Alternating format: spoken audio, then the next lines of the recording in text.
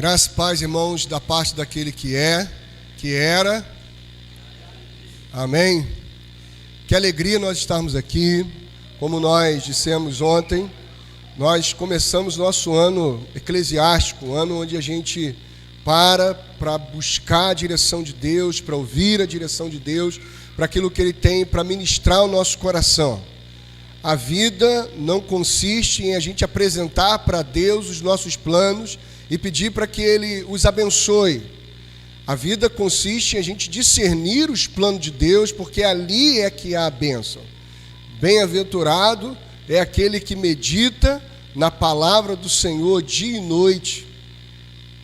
Por isso eu queria convidar cada um de você a orar ao Senhor, pedindo ao Senhor para que, em nome de Jesus, o seu coração esteja sensível à voz dEle, os seus ouvidos estejam atentos ao que Ele tem para falar, os seus olhos possam ver o que Ele tem para realizar. Vamos orar ao Senhor? Pai, eu quero agradecer ao Senhor do fundo do coração pelo privilégio de estarmos aqui. Quero agradecer ao Deus pela vida do seu Farner, pastor, amigo. Quero agradecer por toda a sua casa, por toda a trajetória de relacionamento. Quero agradecer ao Deus por cada irmão que aqui está.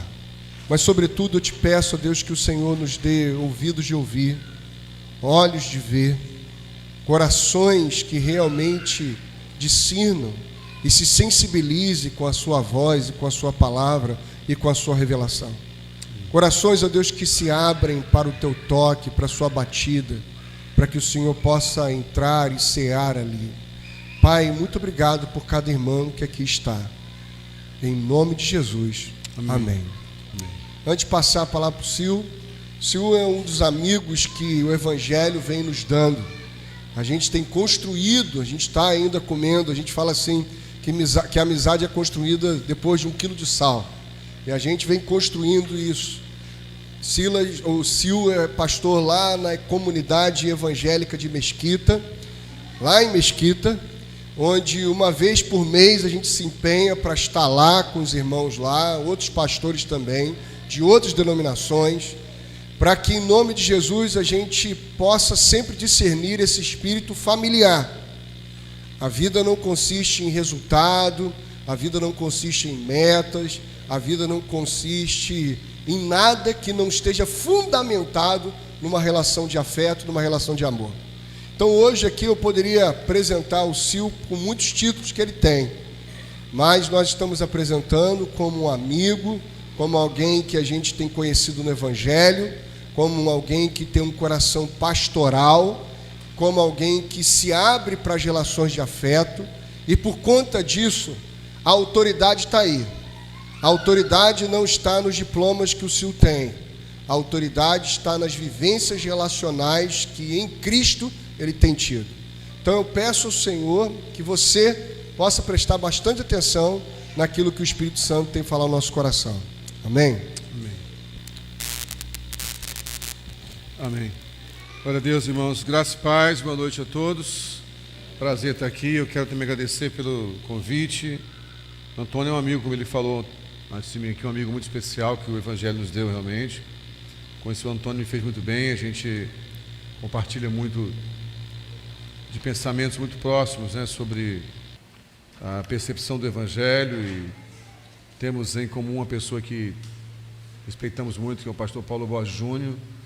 Temos caminhado próximos, e esse grupo de pastoreio que, como o Antônio falou, ele fez esse empenho de uma vez por mês estar indo até Mesquita para estar junto com esse grupo, tem estreitado os laços. Há algum tempo queria estar com os irmãos, acabou não batendo data. Dessa vez foi um prazer conseguirmos casar a data para estarmos juntos aqui nesse aniversário da igreja, né? Quero louvar mais uma vez ao Senhor. Trago um abraço da comunidade evangélica de Mesquita. Alguns aqui já conheceram o Woldson, que é um dos pastores nossos, esteve pregando para vocês aqui. Agradecer pela acolhida que vocês deram ao meu amigo Woldson também. E sejam muito bem-vindos quando puderem visitar ali nossa querida cidade de Mesquita também. Amém? O Antônio me falou que o discernimento que Deus deu para a igreja esse ano foi acerca da paternidade, né? Para exercer paternidade. Mas não, como ele me explicou muito claramente, Evidentemente, a igreja até precisa entender que esse espírito de paternidade está ligado à adoção, e até mesmo à adoção, se for o caso de filhos que seriam adotados legalmente, filhos naturais, né? Mas está muito mais a ver com a adoção, no compromisso que temos de assumir responsabilidade com alguém. Eu quero compartilhar com vocês uma palavra nessa perspectiva da responsabilidade da paternidade que a igreja precisa assumir. Uma palavra que, inclusive, há uma semana atrás, ou 2 domingos atrás, eu compartilhei na nossa paróquia também lá. Eu creio que Deus tem algo a compartilhar com vocês nesses textos que iremos compartilhar aqui. A igreja brasileira, ela tem enfrentado uma crise de identidade há algum tempo, né? Não é algo novo. Eu tenho a alegria de servir ao Senhor desde meus 11 anos de idade, estou com 56, caminhando para 57 anos. Então, nesses mais de 40 anos caminhando na igreja, né, 45 anos caminhando na igreja praticamente, eu pude perceber uma mudança, né, no status da igreja. Eu me converti no tempo que a igreja era muito tímida, né, a igreja evangélica no Brasil, e você via poucas pessoas com ascensão à mídia, gente com certificados ou com diplomas. A igreja era de gente muito simples. O tempo foi mudando. Nessas 4 décadas que eu tenho servido ao Senhor, eu via mudança na igreja em muitas áreas. Ela conseguiu ter muito poder, muita representatividade. Hoje a igreja evangélica no Brasil não é mais uma igreja apenas de periferia, é uma igreja que, assim como nós estamos na periferia, você aqui em Guapi e eu lá em Mesquita, na Baixada Fluminense, né, em lugares mais simples, também igrejas em lugares mais nobres da cidade, pastores e líderes hoje que têm representatividade política, econômica, no mundo acadêmico. Não é mais a realidade que era quando eu me converti há 45 anos atrás. Porém, a igreja lentamente foi abrindo mão da sua vocação de exercer paternidade para a nação. E se tornou alguém que passou a querer também usufruir dos benefícios que a nação podia dar. Todos nós ficamos aí aterrorizados, ruborizados com os últimos anos da igreja, muita disputa política, muita briga, uma igreja que terceirizou a sua responsabilidade, achando que um presidente ou um governador, sendo cristão ou evangélico, defendendo as pautas que a igreja defende, seria o bastante para que o Brasil se tornasse um país cristão, e abriu mão do seu papel como igreja, como responsabilidade. Quando eu falo a igreja abriu mão do seu papel, dá até a impressão que está falando de algo fora de nós, né? De um ente fora de nós, de uma instituição. Nós acabamos muitas vezes institucionalizando aquilo que é responsabilidade pessoal. Quando eu falo que a igreja perdeu o seu papel e abriu mão da sua vocação pastoral e de paternidade da nação, estou falando de um prédio, de um CNPJ, de uma estrutura, falando de mim e de você. O quanto que nós fomos abrindo mão do nosso papel de paternidade, de autoridade, de responsabilidade, para ser um grupo de pessoas que apenas querem levar vantagens, tanto de Deus, como até do Estado também. Então, eu penso que Deus está trazendo a igreja de volta a esse momento de entender o seu lugar. E eu quero compartilhar com vocês uma experiência sobre isso mesmo, uma perspectiva de como nós podemos entender o nosso papel de paternidade no que tange responsabilidade com o próximo. Eu vou ler alguns textos bíblicos, me perdoem se ficar cansativo, mas quero começar com 2 textos. O primeiro, em João, Evangelho de João, capítulo 13, versículos 3 a 5. Vou fazer o seguinte, são muitos textos, a proporção que eu falar, eu já vou falar e ler. Depois, se o pastor Antônio quiser, eu deixo com ele as anotações, vocês podem depois ter os textos para analisarem com mais calma. Talvez não consiga esperar vocês procurarem cada texto para ganharmos tempo. Tá bom, gente? Assim, tá combinado? Então, João, capítulo 13, versículos 3 a 5. Os 2 primeiros textos, eu quero que faça questão que acompanhemos. Se você quiser me dar, em honra e em privilégio, em respeito à palavra, ficar em pé, esses 2 textos apenas, vamos ficar de pé em referência à palavra de Deus, para a abertura da mensagem. Então, abra em João, capítulo 13, versículos 3 a 5, e depois Mateus 27, 24. João, Evangelho do Senhor Jesus, segundo João, capítulo 13, versículos 3 a 5. Quem encontrou pode dizer amém? Jesus sabia que o Pai havia colocado todas as coisas debaixo do seu poder e que viera de Deus e estava voltando para Deus. Assim, levantou-se da mesa, tirou sua capa e colocou uma toalha em volta da cintura. Depois disso, derramou água numa bacia e começava a lavar os pés dos seus discípulos, enxugando-os com a toalha que estava em sua cintura. Agora abra Mateus, capítulo 27, versículo 24. Mateus 27, 24. Quando Pilatos percebeu que não estava obtendo nenhum resultado, mas pelo contrário, estava se iniciando um tumulto, mandou trazer água, lavou as mãos diante da multidão e disse: estou inocente do sangue deste homem, a responsabilidade é de vocês. Pai, eu quero te agradecer pela honra e o privilégio que temos de ler tua palavra, que é santa. Quero pedir que o Senhor nos ajude a, no tempo necessário, repartir aquilo que o Espírito Santo colocou em meu coração. Me dê sabedoria e discernimento para lidar bem com o tempo e dar ao teu povo sensibilidade para receber a palavra. Nos levantamos contra qualquer espírito contrário à tua palavra. Toda inquietação, cansaço excessivo, desatenção, hiperatividade, Deus amado, que impeça alguém de receber. Oramos para que se cumpra a oração do apóstolo Paulo na sua carta aos Coríntios, quando diz que com armas espirituais destruiríamos fortalezas, anularíamos os argumentos sofismáticos e também toda altivez que se levanta contra o conhecimento de Deus, e levaríamos cativos nossos pensamentos à obediência de Cristo. Que isso se cumpra aqui agora, Pai, para que a tua palavra, que é essa semente poderosíssima, encontre em nossos corações solos férteis e produza frutos que permaneçam. Assim oramos e cremos, Pai, em nome de Jesus. Você que crê e concorda com essa oração, pode dizer amém? Pode sentar, meu irmão, por favor. Muito obrigado.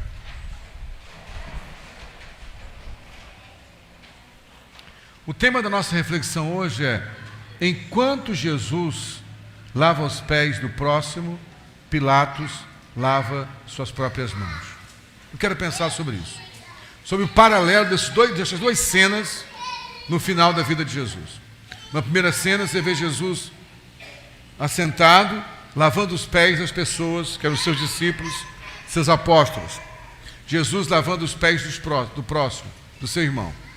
E na outra cena, vemos Pilatos lavando suas próprias mãos e dizendo para a multidão: eu não tenho culpa nenhuma sobre o sangue desse inocente, a responsabilidade é de vocês. Qual tem sido a postura que a igreja tem tomado nesse tempo, ainda mais aqui especificamente a PIB do Vale das Pedrinhas, quando Deus trouxe a mensagem para vocês sobre paternidade e sobre adoção? Temos sido aqueles que assumem a sua responsabilidade e lavam os pés do próximo, ou somos aqueles que abrem mão da nossa própria responsabilidade, literalmente lavando as mãos e lançando a nossa responsabilidade sobre os outros? O texto que lemos inicialmente, João 13, aponta para um Cristo que sabia quem era, sabia a sua própria identidade. Por isso ele podia lavar os pés do próximo, se responsabilizando pelas necessidades do próximo, mesmo quando quem deveria ter aquela responsabilidade falhou. Por que eu digo isso? Quando Jesus vai para essa ceia, que é a última, no nosso caso a primeira ceia com seus discípulos, a ceia onde deu a origem da que nós temos até hoje, a comunhão da ceia, né, a Eucaristia, a comunhão, ele pede aos seus apóstolos que eles reservem uma sala, eles reservam um cenáculo. E lá, eles fazem tudo certinho para celebrar a Páscoa. Havia uma mesa posta, havia certamente cabrito assado, as ervas amargas, havia pão, havia vinho, tudo certo. Faltou um detalhe só. Na cultura judaica, quando um visitante chegava em casa, ele vinha andando muitas vezes, ou a cavalo, ou a jumento, ou em ruas empoeiradas ou enlameadas. Eram ruas de muita poeira ou de muita lama. Então, quando o convidado chegava em casa, o o que o anfitrião fazia? Enviava um escravo para recebê-lo na porta. Esse escravo era o escravo doulos, o tipo de escravo, a palavra usada pela doulos. É o escravo mais ralé da casa. Era aquele escravo que não servia para cozinhar, não servia para lavoura, não servia para cuidar do rebanho. Ele era tão incompetente que restava a ele os serviços mais chulés da casa, mais insignificantes. Um deles era esse. Era muito importante para o hóspede, ou para o convidado, mas para o escravo era humilhante.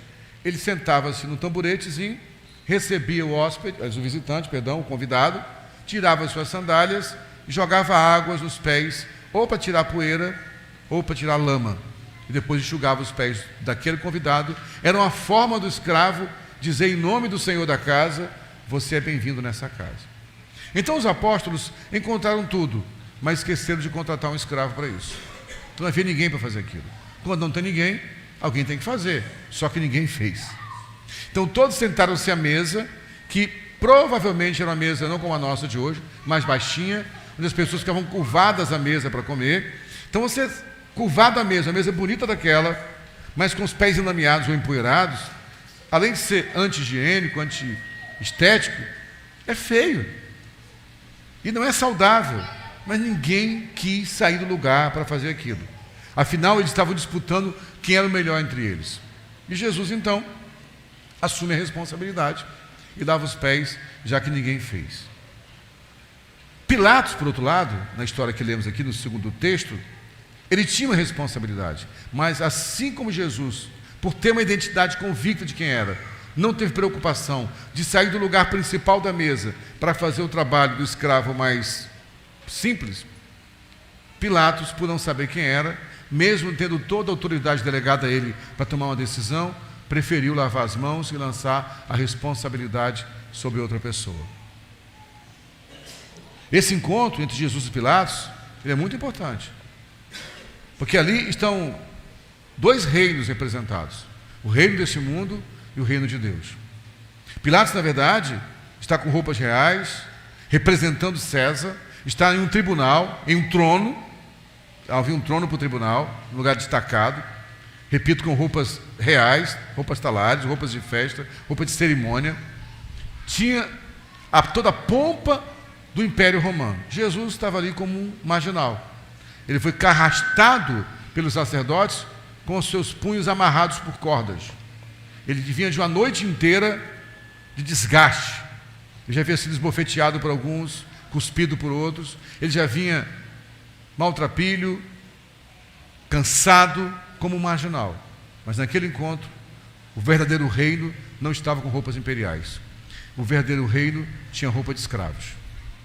Aliás, essa é sempre a proposta, a perspectiva da Bíblia: confrontar o que o mundo acha que é poderoso com aquilo que é fraco. Essa é a minha preocupação com a igreja, como eu falei no começo. Quem, como eu, está já há 45 anos servindo o Senhor e viu que houve de mudança na igreja brasileira. De igrejas pequenas, tímidas e acanhadas, para mega igrejas. De pastores que tinham nenhuma formação, que muitos falavam errado, problema, nós fumo, nós vai, que pregavam sempre o mesmo texto bíblico. Gente que, como meus primeiros pastores, alguns eram pedreiros, serventes de obra, que saíam da obra, no ponto de pregação, por exemplo, tomavam banho no banheirinho de trás da igreja, botavam os terninhos quadriculados e iam para o púlpito pregar.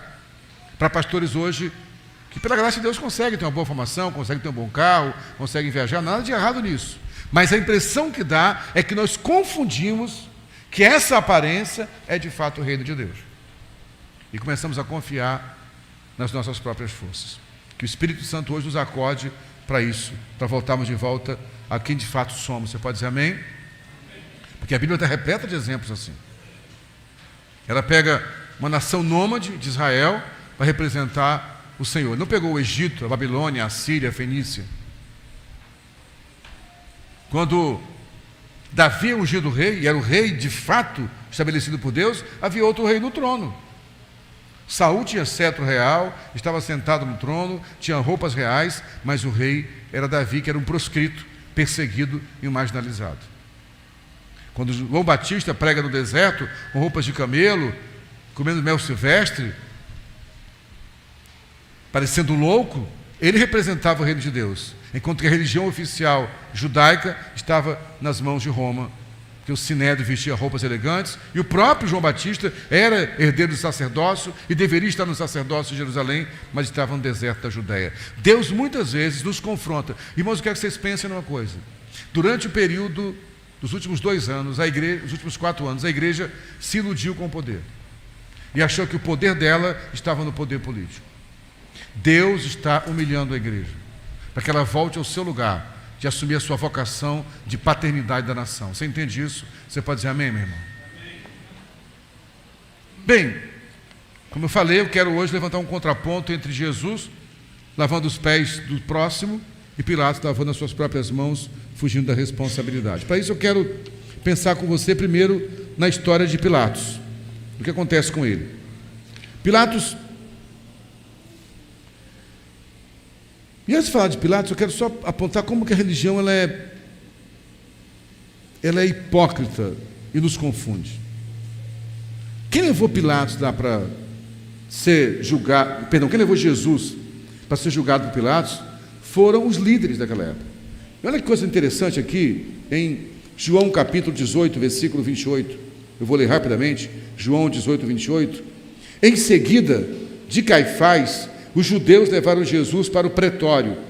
Já estava amanhecendo, e para evitar contaminação cerimonial, os judeus não entraram no pretório, pois queriam participar da Páscoa. Sabe o que isso quer dizer, gente? Esses homens aqui, líderes religiosos, eles subornaram um seguidor de Jesus para que o entregasse.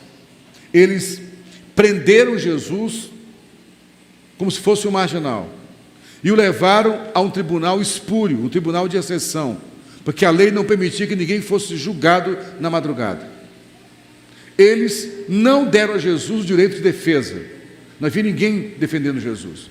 Eles contrataram falsas testemunhas, tudo isso para condenar o inocente. Mas na hora de levar Jesus para Pilatos, não quiseram pisar no solo do pretório onde Pilatos estava, para não se contaminar, porque estava chegando a Páscoa. É isso que a religião é capaz de fazer com a nossa mente. Então, em nome de Jesus, irmãos, a gente precisa desconstruir essa ideia de uma religião de aparência, mas de compromisso, de responsabilidade. Quando Pilatos recebe Jesus, no final da história, já acabamos, ele lava as suas mãos. Lavar as mãos era muito importante entender isso aqui. Ele estava dizendo, eu não me responsabilizo por isso. Eu não tenho culpa nenhuma nessa situação. Enquanto eu e você olharmos para o viciado, para o drogado, para a prostituta, para o pecador, para o mundo lá fora e dissermos, isso não é problema meu, para o irmão fraco na fé, para aquele que abandonou a fé, para aquele que abandonou a caminhada, dissemos, isso não é problema meu, nós estamos seguindo o modelo de Pilatos. Pilatos, aqui em Mateus 27, 14, diz, mas Jesus não, Mateus 27, 14, mas Jesus não lhe respondeu nenhuma palavra, de modo que o governador ficou muito impressionado. Pilatos ficou impressionado com Jesus. Ele ficou admirado com Jesus. Ele se impressionou com Jesus. Mesmo assim o condenou. Tem muita gente impressionada com a religião, impressionada com o culto, impressionado com o pastor Antônio, impressionado com a inteligência do pastor Antônio, impressionado com o que a igreja faz, mas mesmo impressionado, não assume sua responsabilidade. Nós não precisamos de pessoas impressionadas, que admiram demais a igreja, que admiram o evangelho. Aliás, nós estamos tão sem identidade que quando uma celebridade, um artista, um político, fala bem da igreja, a gente fica, puxa, olha, fomos elogiados pelas pessoas, que nem sabemos quem somos na verdade. Pilatos ficou impressionado, mesmo assim condenou Jesus. Eu repito mais uma vez, não se preocupe em procurar, eu vou deixar com o pastor Antônio as referências. Se quiser abrir, fique à vontade. Em Mateus 27, 18, diz o seguinte, Pilatos sabia que o haviam entregado por inveja. Então, mesmo Pilatos sabendo que Jesus estava ali movido pela inveja dos líderes, mesmo assim o condenou. Então, Pilatos não estava inocente. Ele ficou impressionado com Jesus, ele percebeu que tudo aquilo era uma trama de inveja, mesmo assim o condenou. Em Mateus 27, 19, acontece algo mais forte. Mateus 27, 19 diz, Estando Pilatos sentado no tribunal, sua mulher lhe enviou esta mensagem: não se envolva com este inocente, porque hoje em sonho sofri muito por causa dele. Mesmo tendo um aviso divino, Pilatos condenou Jesus. Quando a coisa é só religiosa, Deus vai te avisando às vezes, sabe? Deus vai dando sinalizações claras, a ponto de alguém ter uma impressão, um sonho, uma palavra profética, e mesmo assim você ignora. Nós temos vivido uma época da geração que não ouve mais os avisos de Deus. Nesse caso, a própria esposa de Pilatos teve um sonho e falou: não se envolva com este inocente. Só que ele já tinha consciência, que estava impressionado com a sabedoria de Jesus, e percebeu que aquilo era uma trama de inveja. Mesmo assim, seu coração estava fechado.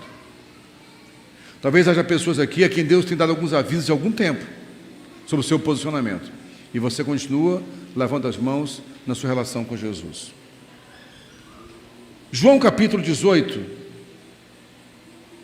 versículos 33 a 38, tem um momento muito interessante do encontro de Pilatos com Jesus. João 18, do 33 ao 38. Pilatos então voltou para o pretório, chamou Jesus e lhe perguntou: você é o rei dos judeus? Perguntou-lhe Jesus: essa pergunta é tua ou outros te falaram a meu respeito? Respondeu Pilatos: acaso sou judeu? Foram o seu povo e os chefes dos sacerdotes que entregaram você a mim. Que é que você fez? Disse Jesus: o meu reino não é deste mundo. Se fosse, os meus servos lutariam para impedir que os judeus me prendessem. Mas agora o meu reino não é daqui. Então você é rei, disse Pilatos. Jesus respondeu: tu dizes que sou rei. De fato, por essa razão nasci e para isso vim ao mundo, para testemunhar da verdade. Todos os que são da verdade me ouvem. Que é a verdade? Perguntou Pilatos. Ele disse isso e saiu novamente para onde estavam os judeus e disse: não acho nele motivo algum de acusação. Meus amados irmãos, quando nossa mente é religiosa e só quer ver o que eu posso lucrar com isso, eu posso estar diante da verdade mais clara, mesmo assim não enxergar e dar as costas para ela. Pilatos conversa com Jesus, você vê aqui o texto, e ele diz: você faz, cara, me ajuda a te ajudar. Quem está te perseguindo são os teus amigos. Você é rei? Quem é você? Afinal, ele fala: eu sou rei, mas meu reino não é deste mundo. Meu reino, Jesus diz para ele, é o reino da verdade. Eu nasci para dar testemunho da verdade. E os que amam a verdade me ouvem. E Pilatos pergunta: o que é a verdade? E sabe o que ele fala depois da pergunta? O que é a verdade? Dá as costas e se volta. Há pessoas, deixa eu falar uma coisa muito honesta com vocês, irmãos. Eu conheço a vida do Antônio, conheço o ministério dele e sei qual a mensagem que é trazida aqui. Então, o Antônio não fique triste comigo. Mas quando o senhor ouve a pregação dessa igreja aqui e não se compromete, está ouvindo para a sua própria condenação. Que quanto mais se ouve a verdade e ignora, mais peso há sobre você. Pilatos estava diante da verdade. E é exatamente isso que a igreja brasileira tem feito. Nós estamos engolfados, nós estamos com uma overdose de pregações. É no Instagram, é no YouTube, é no Spotify, é na televisão, é no rádio, é no celular. Pregação não está faltando. E quanto mais verdades a igreja brasileira ouve, mais ela está infantilizando e aumentando o seu peso de responsabilidade. Não dê as costas para a verdade como fez Pilatos. Você é indesculpável depois de tudo que você aprendeu nessa igreja aqui. Deus está contando com a igreja que não vai lavar suas mãos, que não vai dizer: isso não é problema meu, isso é problema do pastor, isso é problema do presidente da república, isso é problema do governo. Meus amados irmãos, Deus plantou vocês nesse lugar aqui, vocês estão no limite, né, entre Magé e Guapemirim. A igreja também está no limite, entre Mesquita e Nilópolis e Belfor Roxo. E todo lugar que é limítrofe, todo lugar que está no limite, sofre muito com abandono. Deus plantou vocês aqui com uma responsabilidade. Não lavem as mãos, principalmente depois de tanta verdade que vocês têm ouvido aqui. E aí depois, em Lucas capítulo 23, versículo 4, olha o que acontece. Lucas 23, 4 diz: Então Pilatos disse aos chefes dos sacerdotes e à multidão: Não encontro motivo para acusar este homem. Em Lucas 23, do 13 ao 15 diz: Pilatos reuniu os chefes dos sacerdotes, as autoridades e o povo, dizendo-lhes: Vocês me trouxeram este homem como alguém que estava incitando o povo à rebelião. Eu examinei na presença de vocês e não achei nenhuma base para as acusações que fazem contra ele, nem Herodes, pois ele o mandou de volta para nós. Como podem ver, ele nada fez que mereça a morte. Como esse homem pôde ainda condenar Jesus com toda essa convicção?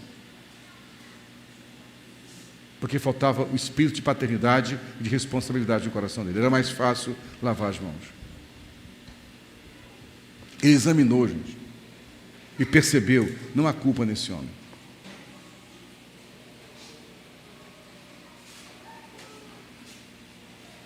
A forma que Deus tem falado com a igreja no Brasil, de forma tão clara nas últimas 2 décadas, pelo menos, está aumentando o peso da responsabilidade sobre nós. Deus tem alertado a igreja, Deus tem falado com a igreja. Porém, mesmo ouvindo toda a verdade, mesmo entendendo que era verdade, Pilatos abriu mão da sua missão. Hoje, não sei se aqui acontece, mas que mais vezes na minha igreja, pessoas que às vezes vêm de outro ministério, vêm caminhar conosco, eu ouço muita frase: eu estou muito cansado, eu fui muito ferido pela igreja, eu fui machucado, a religião me feriu. Ok, começa a caminhar, e começa a ouvir a palavra de verdade. E continua falando: a igreja está corrompida, os pastores só querem ganhar dinheiro, estão enriquecendo, são mau caráter, mas não fazem nada para mudar a situação, mesmo ouvindo verdades como tem ouvido. Deus irá cobrar de nós. Me perdoe se essa palavra não é tão simpática para uma festa, mas Deus irá cobrar de vocês, porque eu sei o que vocês têm recebido aqui. Pilatos examinou e sabia: aqui é o lugar sério. Você sabe onde está sentado? Você crê na seriedade desse ministério aqui? Você crê que os pastores desse lugar são pessoas de Deus? Então não brinque com o que você está recebendo. Não tenha uma vida dupla. Não ignore sua responsabilidade, porque aumenta o peso sobre você. Por que Pilatos, mesmo sabendo disso tudo, abriu mão da sua responsabilidade? Por que a igreja brasileira, mesmo tendo tanto acesso, porque, gente, quando eu me converti, eu era um menino novo de 11 anos, lá em Irajá, eu ouvia às vezes a minha pregação do meu pastor, tadinho, simples, o que ele repetia todo domingo praticamente. Não havia internet, não havia acesso a nada disso. Mas hoje não. Nós temos acesso a toda a verdade. Por que Pilatos não se responsabilizou? Está aqui, João capítulo 19. Eu vou ler esse texto um pouco mais extenso, João 19, do 6 ao 12. Repito mais uma vez, que vai ficar com as diferenças com o pastor Antônio, tá bom? Ao vê-lo, ouça esse texto com atenção. É importante, melhor que você ouça que procure, ouça com atenção. Ao vê-lo, os chefes dos sacerdotes e os guardas gritaram: crucifica-o, crucifica-o. Mas Pilatos respondeu: levem-no vocês e crucifiquem-no. Quanto a mim, não encontro base para acusá-lo. Os judeus insistiram: temos uma lei, e de acordo com essa lei, ele deve morrer, porque se declarou filho de Deus. Ao ouvir isso, Pilatos ficou ainda mais amedrontado e voltou para dentro do palácio. Então perguntou a Jesus: de onde você vem? Mas Jesus não lhe deu resposta. Você se nega a falar comigo, disse Pilatos. Não sabe que eu tenho autoridade para libertá-lo e para crucificá-lo? E tinha mesmo. Jesus respondeu: não terias nenhuma autoridade sobre mim se esta não te fosse dada de cima. Por isso aquele que me entregou a ti é culpado de um pecado maior. Daí em diante Pilatos procurou libertar Jesus, mas os judeus gritavam: se deixares esse homem livre, não és amigo de César. Quem se diz rei, opõe-se a César. Pilatos lavou sua mão por medo. Só uma coisa com vocês, meus irmãos. Assumir O compromisso de paternidade é extremamente arriscado. É perigoso. Sim. Pilatos sabia onde estava se metendo. Quando os líderes pressionaram e falaram: se você não fizer nada, eu quero que você entenda que esse homem se declarou rei dos judeus e se declarou filho de Deus. Duas declarações pesadas demais. Vivíamos o tempo da Pax Romana. O mundo inteiro estava sob a égide do poder de César. César era Deus. Ave César. César é o Senhor. Não havia outro Senhor. O Império Romano não se incomodava de que outras religiões estivessem embaixo do seu panteão. Porém, o único Senhor era César. E Jesus falava: eu sou o Filho de Deus. Isso era um problema. Se o imperador soubesse que Pilatos esteve com esse homem e não o matou, mesmo sabendo que ele era inocente, Pilatos estava correndo risco. E depois o golpe fatal. Quem diz que esse homem inocente se torna inimigo de César? Se você não condenar esse homem, você vai ser inimigo de César. E é verdade mesmo. Se Pilatos não condenasse Jesus, ele estava colocando a cabeça dele a prêmio. Ele não somente poderia perder a sua posição, como poderia morrer. Mas não há outra escolha diante da revelação da verdade. Ou você morre, ou você vive pela palavra. Meus amados irmãos, viver como um pai espiritual significa que você vai ser a bobinha da escola, a única que não transa. Você vai ser o bobo do trabalho, que é o único que não aceita corrupção. Você é a única na sua família que é a mulherzinha ingênua, que é submissa ao seu marido, quando todo mundo manda no marido e trai o esposo. Você vai perder amigos. Tem mais uma coisa: por ser fiel e íntegro a Deus, talvez perca até emprego. E tem gente perdendo a vida ainda por causa disso em alguns lugares do mundo. Seguir Jesus e assumir o seu senhorio e assumir sua responsabilidade é extremamente arriscado, mas o Senhor nunca nos enganou. O problema é que as últimas 4 décadas pregaram para nós um evangelho que não é da Bíblia. Venha para Jesus, que Ele vai curar suas enfermidades, resolver seus problemas. Havia uma pregação forte: não sofra mais, seus problemas acabaram. Eu costumo dizer que isso é o ministério de Tabajara, que é antigo, lembra disso, né? Seus problemas acabaram, pare de sofrer. Quem disse para você que seguir Jesus é parar de sofrer? Seguir Jesus talvez seja aumentar o sofrimento, na perspectiva do eterno. Pilatos teve medo. Marcos 15:15. Marcos 15:15. Desejando agradar a multidão, Pilatos soltou-lhes Barrabás e mandou açoitar Jesus e o entregou para a multidão. Em Lucas 23, 24, repete: eles, porém, pediam insistentemente e com fortes gritos que ele fosse crucificado, e a gritaria prevaleceu. Então Pilatos decidiu fazer a vontade dele. Pilatos lavou as mãos porque quis agradar a multidão. E é difícil não agradar, porque nós queremos ser aceitos. Psicologicamente é comum que se procure ser aceito. Mas o preço de ser aceito por essa sociedade de hoje é lavar as mãos sobre a nossa responsabilidade. E até que finalmente ele lava as suas mãos e diz: o texto que lemos no começo, Mateus 27, 24: estou inocente do sangue desse homem, a responsabilidade de vocês. Isso é verdade? Lógico que não. Sim, os judeus tinham sua parcela de responsabilidade. Pressionaram, levaram Jesus até ali, não é isso? A multidão estava comprada, que os sacerdotes pagaram para eles gritarem aquilo. Alguns daqueles que gritavam: crucifica-o e que o seu sangue seja sobre nós e sobre os nossos filhos. É bem provável que alguns desses, algumas horas antes, estavam gritando: hosana ao que vem em nome do Senhor. Eles têm a sua responsabilidade. Mas Pilatos não podia falar: eu sou inocente do sangue desse homem, a responsabilidade de vocês. É o que a igreja faz quando fala: eu não posso fazer nada se o governo é corrupto. Eu não posso fazer nada se não resolve a questão da humanidade. Eu não posso fazer nada se as famílias não querem mais compromisso com Deus. Nós podemos assumir nossa responsabilidade. Você entendeu isso? Você pode dizer amém? Para completarmos agora, sim, vamos ver a outra ótica. João capítulo 13. Em João 13 acontece o contrário. Alguém que assume a sua responsabilidade. João 13 começa onde no versículos 1 em diante fala, João 13, 1 em diante, do 1 até o 5. Um pouco antes da festa da Páscoa, sabendo Jesus que havia chegado o tempo em que deixaria este mundo, iria para o Pai, tendo amado os seus que estavam no mundo, amou-os até o fim. Então, uma pausa só nisso aqui. Evangelho é amar até o fim. Evangelho é longanimidade.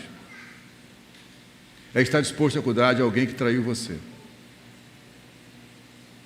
É estar disposto a se dar para alguém que nunca vai dizer muito obrigado para você.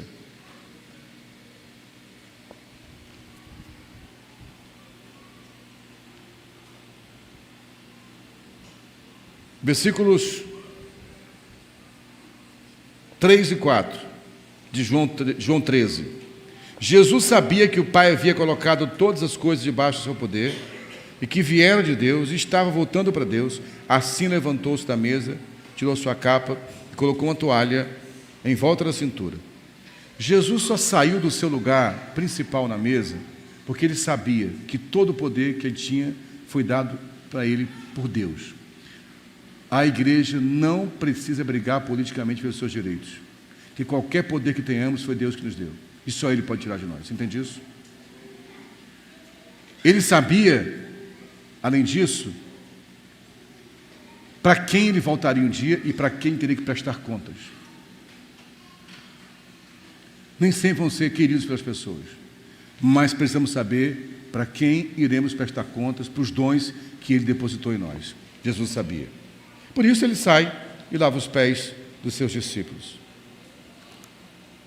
E finalmente, gente, ao lavar os pés dos discípulos, ele lava os pés de Judas. Nós só vamos entender de fato o que é assumir nossa responsabilidade quando estivermos prontos para lavar os pés de alguém que já nos traiu. Por que Jesus lavou os pés de Judas? Por que Jesus lavou os pés daquele traidor? Por uma razão simples. Os pés de Judas estavam sujos. Ele tinha uma necessidade. A igreja não faz as coisas porque vai ser reconhecida pelos outros. A igreja não faz filantropia para que as pessoas se tornem crentes. A gente não cuida do necessitado para sermos vistos como boas pessoas. Nós fazemos isso porque é nossa natureza, é nossa essência. Porque é nossa responsabilidade. Então, falar de paternidade é assumir responsabilidade. Responsabilidade para lavar os pés do próximo. Mesmo que para isso eu perca a posição de destaque. Jesus foi claro para eles. Eu estou fazendo isso agora para que vocês façam também. A palavra de Deus diz que Deus não pode ser servido por mãos humanas como se fosse alguém que precisasse de alguma coisa. Mas todos querem servir a Deus. Só há um jeito de servir a Deus, servindo ao próximo. Então, exercer paternidade é assumir sua responsabilidade. Talvez seja simplesmente, numa fase da sua vida, dando tudo que você pode aos seus filhos. Eu estou começando um grupo online com algumas pessoas que foram na minha igreja e estão morando em outros lugares do mundo agora. E tem uma jovem, a Regina, ela caminhou comigo, foi uma ovelha nossa, quando eu comecei a pastorear há 28 anos atrás, ela tinha só 5 aninhos de idade. E ela começou lá na Metodista Goiânia, no K11, Nova Iguaçu. E quando há 21 anos atrás começamos a comunidade, ela foi com a gente para lá, já como uma menina adolescente na época, quase pré-adolescente. E foi adolescente, jovem, até que ela casou com um rapaz, um agente de futebol, que é um turco. Ela mora na Turquia hoje. Já mora na Turquia há uns 15 anos. Na cidade de Buca, próxima a Ankara. Eu estava falando, nós tínhamos tido um encontro online. Ela falou, pastor, a cidade que eu estou, cidade de Bursa. A cidade que eu estou não tem nenhuma igreja. Minhas filhas vão para uma escola onde aprende o Alcorão. Sabe o que eu estou fazendo, pastor? Todas, a Laura, que tem 10 anos, a Yasmin, que tem 4, e agora a mais nova que nasceu, acho que é a Jasmine, se não for a memória, que tem 2 meses, eu estou educando no Evangelho. Então, minha filha de 8 anos já ensina a Bíblia para a irmãzinha de 4. Ela pediu um dia na escola de religião se ao invés do Alcorão podia levar a Bíblia. Deixaram. Ela leu os salmos na sala de aula. Às vezes, lavar os pés é só isso, é o que dá para fazer. Mas aqui, não é só isso que dá para a gente fazer. Dá para a gente fazer muito mais. Nós não podemos abrir mão da nossa responsabilidade. Você não está aqui para ser plateia. Você não vem assistir culto. Você oferece culto ao Senhor. Então, de tudo que você recebeu de Deus, nossa palavra hoje é: exerça a paternidade. Assuma a sua responsabilidade. Lave os pés dos seus irmãos, mas não lave suas próprias mãos, como quem abre mão da responsabilidade. Você entendeu isso? Você pode dizer amém? Vamos ficar em pé e vamos orar, irmãos.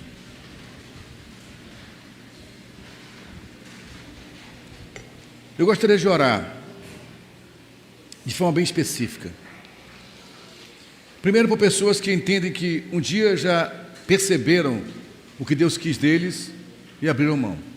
Dão desculpas, eu não tenho culpa, a culpa não é minha, eu não tenho tempo, trabalho muito, estou fazendo minha faculdade, meu mestrado, meu doutorado, minha MBA, a minha empresa cresceu muito, eu estou trabalhando muito, eu tenho correria, a vida é difícil, tenho que cuidar da minha casa, minha família, então eu não tenho tempo de me envolver com nada. Você sabe muito bem que você tem um chamado e você tem fugido da sua responsabilidade. Outro é alguém que ainda nunca despertou para isso. Quando eu tinha 16 anos de idade, antes de orar, eu quero só te repartir essa história para orarmos agora. Quando eu tinha 16 anos de idade, eu comecei a pregar muito cedo. Converti com 11 anos, com 12 anos batizei nas águas e com 13 anos comecei a pregar. Descobri que tinha um dom na palavra e eu pregava. Eu era da Assembleia de Deus, então eu viajava para alguns lugares já com 13, 14 anos. São Paulo, Bahia, Espírito Santo, algumas outras cidades do Nordeste, como Pernambuco, na minha terra mesmo, que Fortaleza, ia pregar. Mas eu fazia aquilo porque tinha um dom, mas faltava consciência clara da minha responsabilidade.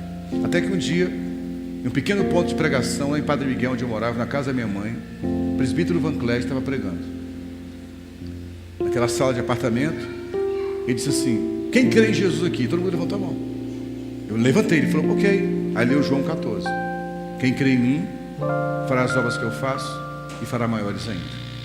Ele começou a discorrer de forma simples, naquela sala de apartamento, qual era a obra de Jesus. E eu vi que ele não estava fazendo. Eu pregava, era legal, ia pregar nos eventos, mas no dia a dia na escola, eu pegava todo mundo, zoava todo mundo, brincava, paquerava, mas ser luz e sal, assumir responsabilidade, cuidar de alguém na igreja, não. Naquele dia, a sensação que eu tive é que tinha um dedo apontando para mim. Eu chorei copiosamente naquela quinta-feira, há 40 anos atrás. Acabou aquele culto, o Van Cleef me abraçou e disse: Sil, hoje o Senhor te separou para o ministério. Eu não entendi o que era aquilo. Aquela noite não consegui dormir. No dia seguinte, fui trabalhar, eu trabalhava no centro do Rio, um amigo chamado Ronaldo Peniche. Veio junto comigo esse amigo. Quando eu cheguei na Gávea Central do Brasil, pregar o Santa Cruz, do 42, que morava em Padre Miguel, eu vi aquela multidão e aconteceu algo que nunca tinha acontecido comigo. Eu falei: Ronaldo, eu comecei a chorar e falei: agora eu entendo o que Jesus falou, que eles são como ovelhas que não têm pastor. Naquele dia, aos 16 anos de idade, na Central do Brasil, eu falei: Senhor, eu quero te entregar minha vida de verdade para cuidar de pessoas. E graças a Deus nunca mais parei. A minha oração é para alguns aqui, é de verdade, que Deus tire o teu sono nessa noite, que Deus te incomode, que Deus incomode você para a sua responsabilidade. Fique tranquilo, Ele é um Senhor fiel, Ele não vai roubar a tua vida. Isso foi há 40 anos atrás, eu dediquei minha vida toda a Ele. O que eu perdi com isso? Tenho uma esposa maravilhosa, estou casado, namoro há 36 anos, um filho abençoado, um ministério abençoado. Abri mão de alguns prazeres. Não conhecia o que era discoteca, doideira, o mundo lá fora. Eu não tenho um testemunho para falar: olha, eu fui drogado. Não tinha testemunho. Minha vida foi na igreja. Abri mão de muita coisa. Mas Deus não me castigou como um Senhor severo. Eu passei tempos difíceis, até hoje sofro muitas angústias por causa dele. Mas Ele é um Pai fiel. Ele nunca me deixou sozinho. Então Ele não vai largar você à própria sorte. Mas Ele não vai te enganar. Se você assumir sua responsabilidade para lavar os pés dos outros, em algum momento você vai lavar os pés de Judas. Em algum momento você precisa cuidar de alguém que te humilhou, que te maltratou, que te traiu. E esse é o chamado do reino de Deus. É sofrer as aflições que ele sofreu. Mas não lave suas mãos, achando que com isso você escapa como inocente. Você não é inocente mais, pelo que você tem ouvido nessa igreja e pelo que ouviu hoje. Olhos fechados, cabeça curvada. Há alguém aqui nessa noite que fala, queria que todos ficassem com os olhos fechados, cabeça curvada, que diga, Sr. Farley, eu já entendi esse chamado, eu até cumpri por um tempo, mas eu fui cansando, cara. É tanta injustiça, tanta deslealdade, tanta traição, gente que eu cuidei e me apunhalou pelas costas. Achei que Deus não cuidou de mim, perdi meu filho, perdi minha filha, perdi meu marido para doença, meu casamento destruiu, perdi meus negócios. Eu fui cansando, mas hoje eu quero que Deus me dê graça para que eu retome meu lugar assentado no tamborete para lavar os pés dos que estão sujos. Eu quero assumir minha posição de servo mais uma vez. Se você é essa pessoa, levante a sua mão, quero orar por você nessa noite. Se diz sim, eu preciso voltar à minha posição diante de Deus. Eu reconheço que eu não tenho feito o que tinha que fazer. Deus te abençoe. Deus te abençoe. Deus te abençoe. Pode baixar a sua mão. Alguém que tem caminhado na igreja há algum tempo, ou novo na fé, e diz, sabe, eu até gosto da igreja, mas nunca senti peso de responsabilidade por ninguém. Alguma coisa está queimando em mim. E eu acho que Deus está me chamando para cuidar de pessoas, para lavar os pés de pessoas, que eu nunca fiz antes. Eu nunca fui alguém que evangelizou, discipulou, cuidou, mas alguma coisa está mexendo em mim. Talvez seja na minha escola, talvez seja no meu trabalho, talvez seja com um empresário, como artista, como atleta, não sei, mas eu vou ser alguém que vai influenciar esse mundo pregando o evangelho. Se você pela primeira vez sentiu isso queimar no seu coração, eu quero orar por você. Alguém assim, levante a sua mão. Alguém que pela primeira vez está sentindo queimar de Deus, eu preciso me responsabilizar pelas pessoas. Alguém que pela primeira vez sente isso hoje, levante a sua mão, porque eu posso orar por você. Vamos orar. Pai, eu te agradeço. Eu fiz o melhor que pude, Senhor. Mas o melhor que eu posso fazer não vai convencer ninguém. Mas eu estou diante de uma igreja que eu sei que é um púlpito sério, onde o evangelho é pregado de forma integral, de forma cristocêntrica.